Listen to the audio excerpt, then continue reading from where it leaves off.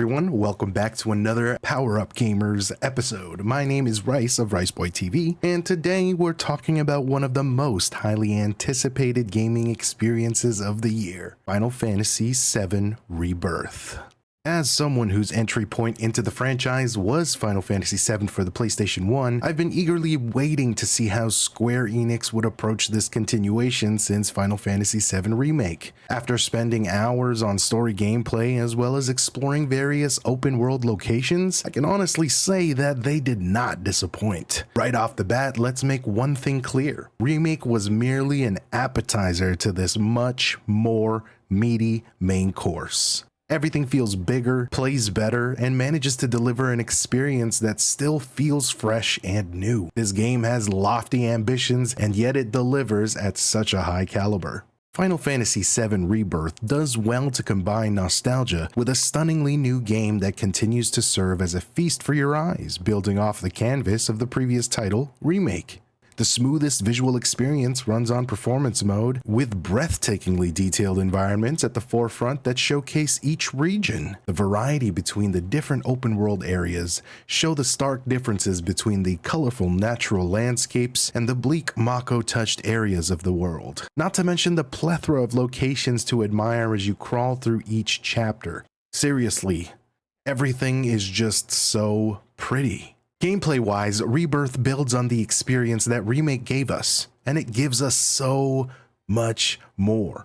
Combat is action-packed and filled with many different approaches, new mechanics that encourage you to keep switching characters in real time, changing the combination of your party throughout your journey, and actively progressing your characters with RPG elements. The addition of new abilities and summons keeps the gameplay feeling fresh, and it provides so much variety to the battle experience. It has to be said, the music had such a huge impact on my playthrough, and I found myself jamming to every track that played in the background. With plenty of familiar tunes and the addition of a few new ones, it's clear that the beautiful and epic melodies that enhance this fantasy experience will remain iconic for generations to come.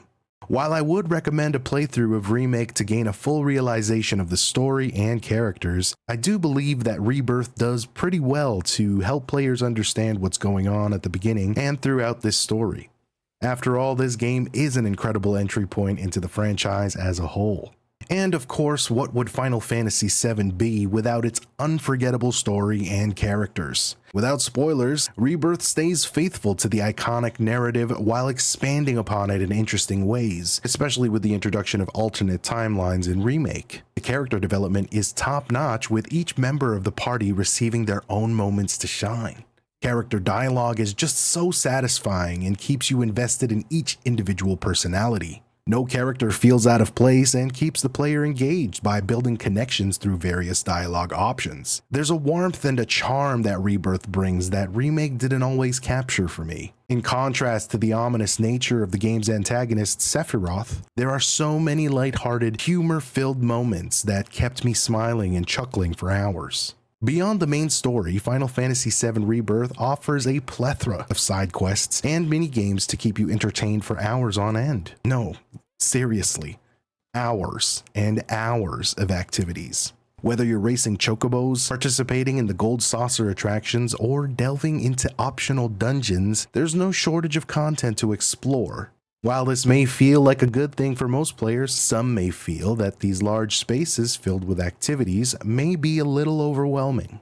Thankfully, a lot of these activities are not necessary to complete the story, although you do benefit in small ways from completing them, like gaining XP, strengthening your party, or farming resources. Make sure to check out Queen's Blood, a featured card game presented throughout the story, which serves as a fun activity that further immerses you into the Rebirth experience as you collect cards, build decks, and compete with others. In conclusion, Final Fantasy VII Rebirth is everything I could have hoped for and more. It captures the essence and charm of the original, even more than Remake did, while delivering a modernized experience that is sure to delight returning longtime fans and further entice newcomers to try the series. If you're a fan of JRPGs or just looking for an epic adventure to sink your teeth into, do yourself a favor and pick up Final Fantasy VII Rebirth.